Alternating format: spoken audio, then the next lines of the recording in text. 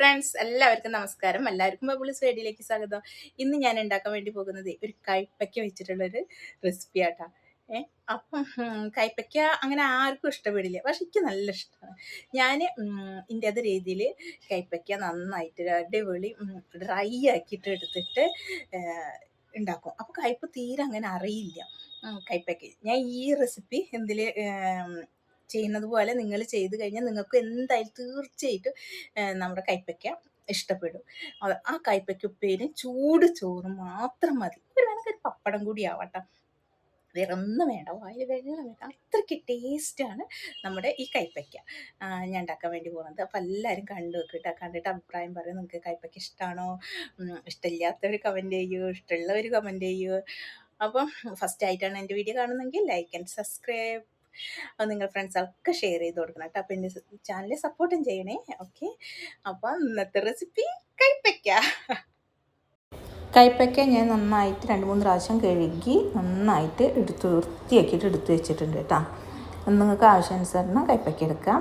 പിന്നെ വേണ്ടത് സവാള ഞാൻ കുനുകുനാന്ന് വെച്ചിട്ട് അരിഞ്ഞ് വെച്ചിട്ടുണ്ട്. 2-3 ഇല്ലി നമ്മുടെ വെളുത്തുള്ളി എടുത്തിട്ടുണ്ട്. പിന്നെ പെരിഞ്ചീരകം എടുത്തിട്ടുണ്ട്, കടുക് എടുത്തിട്ടുണ്ട്, ഉപ്പ് എടുത്തിട്ടുണ്ട്, മഞ്ഞൾപ്പൊടി എടുത്തിട്ടുണ്ട്, മുളക് പൊടി എടുത്തിട്ടുണ്ട്, പിന്നെ തക്കാളി എടുത്തിട്ടുണ്ട്, പച്ചമുളക് എടുത്തിട്ടുണ്ട്, കറിവേപ്പില എടുത്തിട്ടുണ്ട്. പിന്നെ തേങ്ങ ചിരകിയിട്ട് ഒന്ന് ക്രഷ് ചെയ്തിട്ട് എടുത്തിട്ടുള്ളത്, നമ്മൾ അവിലിൻ്റെ രൂപത്തിൽ അതുപോലെ എടുത്തിട്ടുണ്ട്. പിന്നെ വെളിച്ചെണ്ണ യൂസ് ചെയ്യണത് ഇതിലേക്ക്, ഒലിവ് ഓയിലല്ല വെളിച്ചെണ്ണയാണ് ഞാൻ ഉപയോഗിക്കുന്നത്. ഒലിവ് ഓയിലുള്ളവരാണ് ഒലിവ് ഓയിൽ യൂസ് ചെയ്യുക കേട്ടോ. ഇത്രയും ഇൻഗ്രീഡിയൻസാണ് നമ്മുടെ ഒരു അടിപൊളി കൈപ്പയ്ക്ക ഉപ്പേരിന്നോ ഡ്രൈ ഫ്രൈന്നോ എന്ത് വേണമെങ്കിലും പറയാം ഉണ്ടാക്കാൻ വേണ്ടിയിട്ടുള്ളത് സാധനങ്ങൾ. അപ്പോൾ ഞാൻ പാത്രം അടുപ്പത്ത് വെച്ച് ഒരു വലിയ സ്പൂണ് വെളിച്ചെണ്ണ ഒഴിച്ചു കൊടുത്തിട്ടുണ്ട്. ഇനി വെളിച്ചെണ്ണ ഒന്ന് ചൂടായി വരട്ടെ കേട്ടോ. ചൂടായി വന്നതിന് ശേഷം ഞാൻ ഇതിലേക്ക് കടുക് ഇട്ട് കൊടുക്കുകയാണ്. കടുക് ഇത് മെല്ലെ ഇങ്ങനെ പിടപിടേച്ചിട്ട് പൊട്ടുണ്ട്. കടുക് പൊട്ടി തുടങ്ങുമ്പോൾ തന്നെ പെരിഞ്ചീരകവും ഇട്ട് കൊടുക്കുക. എന്നിട്ട് തീ നന്നായിട്ട് കുറച്ച് വയ്ക്കുക. അതിലേക്ക് അരിഞ്ഞു വെച്ച കൈപ്പയ്ക്ക വെള്ളമൊന്നും ചേർക്കാണ്ട് ഇട്ട് കൊടുക്കുക. ഇട്ടിട്ട് ഇതൊന്ന് വഴറ്റി വരണം. നമ്മൾ ഒന്ന് നന്നായിട്ടൊന്ന് വാടി വരണം. നന്നായിട്ട് വാടിയല്ല, ജസ്റ്റ് ഒന്ന് വാടി വരണം. കൈപ്പയ്ക്ക ഒന്ന് ഇതായിട്ട് ജസ്റ്റ് കൈപ്പയ്ക്ക ഒന്ന് വാടി വരണം. അപ്പോൾ കൈപ്പയ്ക്ക ഒന്ന് നന്നായിട്ട് വാടി വന്നിട്ടുണ്ട്. അതിന് ശേഷം ഞാൻ ഇതിലേക്ക് വെളുത്തുള്ളി അതുപോലെ തന്നെ സവാള ഇട്ട് കൊടുക്കണം. എന്നിട്ട് കുറച്ച് കറിവേപ്പില ഇട്ടിട്ട് നന്നായിട്ട് വഴറ്റിയെടുക്കണം. നന്നായിട്ട് വഴറ്റിയെടുത്തതിന് ശേഷം ഇത് നന്നായിട്ട് ഇങ്ങനെ ചുരുങ്ങും. നമ്മൾ വെള്ളയെ ചേർക്കണില്ല കേട്ടോ.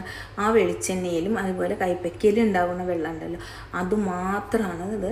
നന്നായിട്ട് ഉള്ളി ഇതൊക്കെ ഇട്ടപ്പോൾ സവാളയൊക്കെ ഇട്ടപ്പോൾ അതിലൊക്കെ കണ്ടില്ല വെള്ളത്തിൻ്റെ ഈർപ്പുണ്ട്, അതൊക്കെ ഇതിൽ ഇറങ്ങിയിട്ട് വേണം നമ്മുടെ കൈപ്പയ്ക്ക വേവാൻ.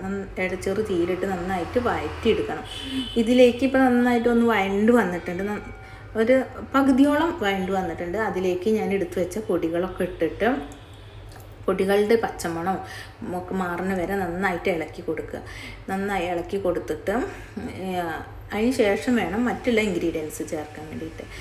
ഈ കൈപ്പയ്ക്ക് ഇഷ്ടമില്ലാത്തവർ ഇങ്ങനെ ഉണ്ടാക്കി കഴിച്ചാൽ ഭയങ്കര ടേസ്റ്റായിട്ട് എനിക്ക് ഭയങ്കര ഇഷ്ടമായി. അതുകൊണ്ട് ഞാൻ ഇടയ്ക്കിടയ്ക്ക് ഇങ്ങനെ തന്നെ ഉണ്ടാക്കി കഴിക്കുന്നത്. അപ്പോൾ ഇത് നന്നായി വഴണ്ട് വന്നിട്ടുണ്ട്. ഇതിലേക്ക് തക്കാളി, ഒരു കുഞ്ഞ തക്കാളിയാണ് ഞാൻ എടുത്തിട്ടുള്ളത്. ഇനി വലിയ തക്കാളിയാണെങ്കിൽ അതിൻ്റെ പകുതി എടുത്താൽ മതി. തക്കാളി ഇട്ടിട്ട് നന്നായിട്ട് വഴറ്റി എടുക്കുക. എന്നിട്ട് അതിന് ശേഷം നന്നായി വഴണ്ട് വന്നിട്ടുണ്ട്. അതിന് ശേഷം ഞാൻ എടുത്ത് വെച്ചിട്ട് കുറച്ച് തേങ്ങ മതിയിട്ട് ആ തേങ്ങയും പിന്നെ 2-3 കറിവേപ്പില കൂടി എടുത്ത് വെച്ചിട്ടുണ്ടായിരുന്നു, അതും കൂടി ഇട്ടിട്ട് വീണ്ടും നന്നായി ഡ്രൈ ആക്കിയതിന് ശേഷം ഇപ്പോൾ റെഡി ആയി കഴിഞ്ഞ് ഓൾമോസ്റ്റ് നന്നായിട്ട് ഡ്രൈ ആയി കഴിഞ്ഞ് ഇനി ഒരു പ്ലേറ്റിലേക്ക് മാറ്റിയിട്ട് നിങ്ങൾക്ക് കാണിച്ചു തരാം.